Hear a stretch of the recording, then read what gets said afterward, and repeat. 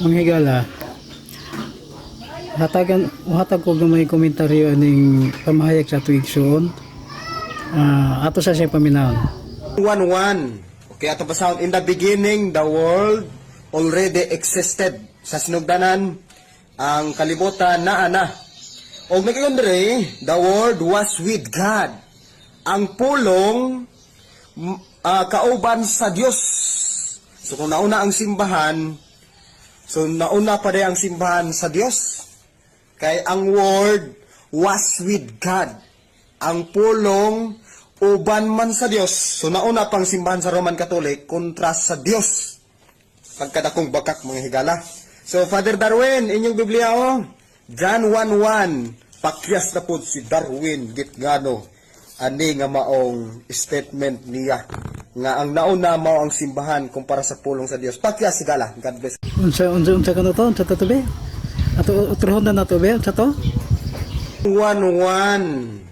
Okay, ato ba sound? In the beginning, the world already existed. Sa sinugdanan, ang kalibutan naa.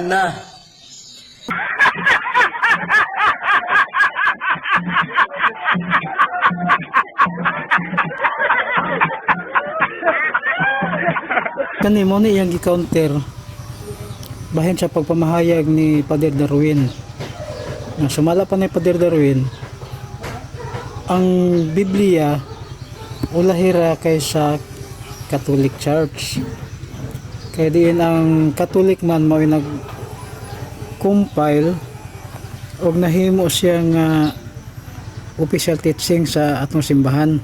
Ing John 1:1 mo'y gihimong counter sa atong igsoon nga sukwahi man nga kaning giingon diri nga pulong o word nga naa nang daan, dili man nimo ang pulong nga kanang nasulat diha sa Biblia, dili po nimo ang pulong nga kanang gipang sulat sa libro. Kung dili kani nga pulong mao ni si Kristo, nagrefer ni Kristo.